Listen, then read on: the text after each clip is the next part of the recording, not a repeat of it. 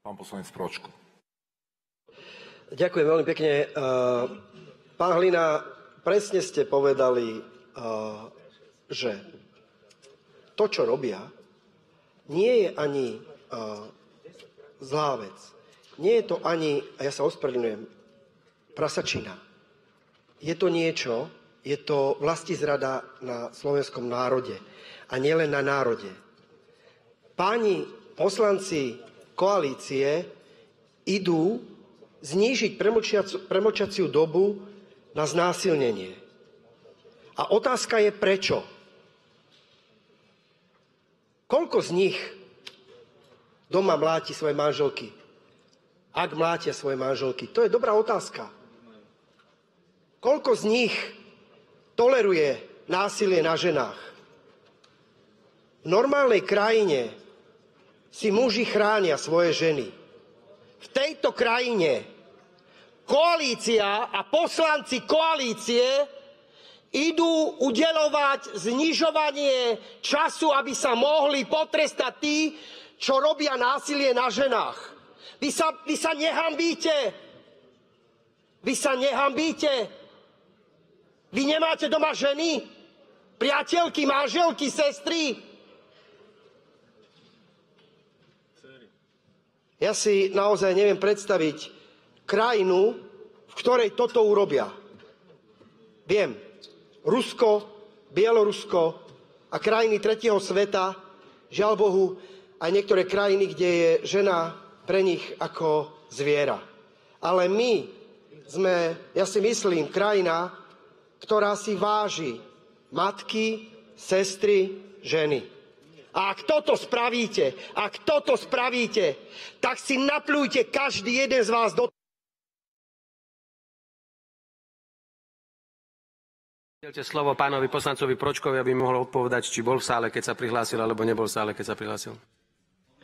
Ja sa veľmi ospravedlňujem, hovorím vám Peťušo, ale to je také milé, vy ste kandidát na prezidenta, povedať vám Peťušo, no nehovorím vám, že čo ja viem, že ste zlý človek, psychopat, ako vy tu rozprávate o mne. Takže, ale chcem reagovať.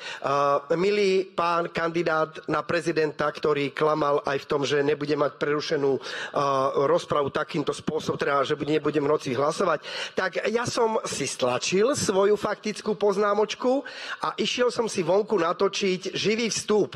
Takže ten, čo vám toto rozprával, klame, tak ako milý pán kandidát na prezidenta klamete sústavne aj vy.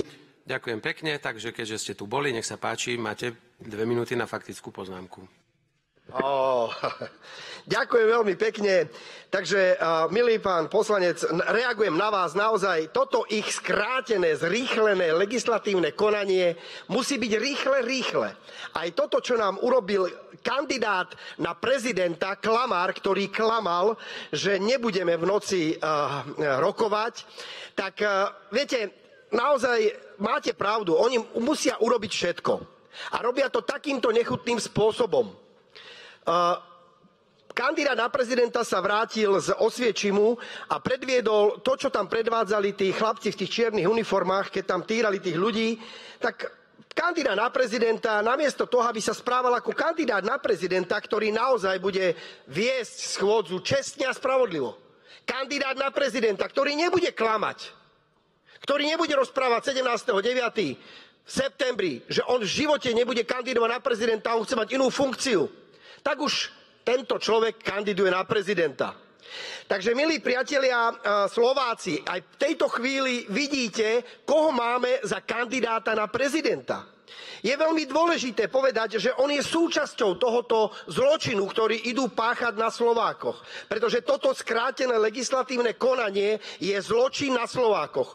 Počuli ste viackrát, že vám vykradnú byt, ale musia to vykradnúť na 35 000, aby aspoň niečo z toho bolo. Ale keď vám to vykradnú do tých 35 000, no tak dostane niekto podmienku. Keď niekto uplatí v krabici od šampanského nejakého kandidáta na prezidenta a dá mu 500 000, no tak dostane len podmienku. Čo myslíte, prečo si ide kandidát na prezidenta odhlasovať tento zákon? Aby tých krabíc od šampanského bolo čím viac. Aby jeho sestra mu mohla kúpiť ďalších 10 aut.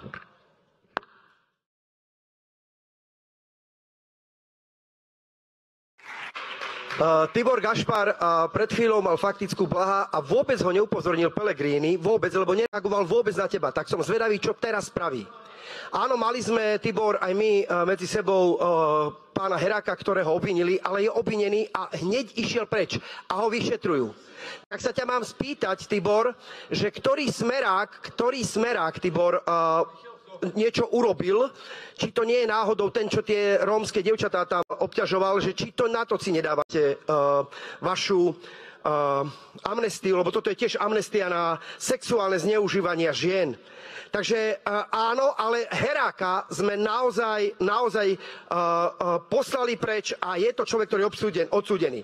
Ale Tibor, ty si klamal. Klamal si, lebo jediný, kto tu povedal, pomýlil sa, bol pán Hlina a hneď sa opravil. My sme nerozprávali o trestných činoch, sme rozprávali o premlčacej dobe. Tibor, klamal si.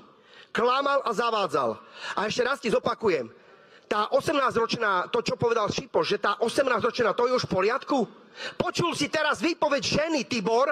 Ženy si vypočul, tu mráz behal ľuďom po chrbti, ale mráz slušným ľuďom. Nie zlodejom a kšeftárom. Nie ľuďom, ktorí si idú dávať amnestiu na svoje zločiny, Tibor. Takže je podľa teba normálne, keď znásilnia 18-ročnú ženu, a ktorá naozaj, a ja som to zažil, ja som naozaj riešil prípad ženy, ktorá sa po 30 rokoch rozhodla rozprávať. Nie je ti hanba, Tibor? Nehambíš sa? A už sme tu dnes počuli o tom, Tibor, že si o tom vôbec nevedel, že si klamal. A to ste vy, ste klamári, podvodníci. A milé poslankyne, vám nie je hanba, že toto idete urobiť? Milé poslankyne koalície, môžete sa hanbiť. Pán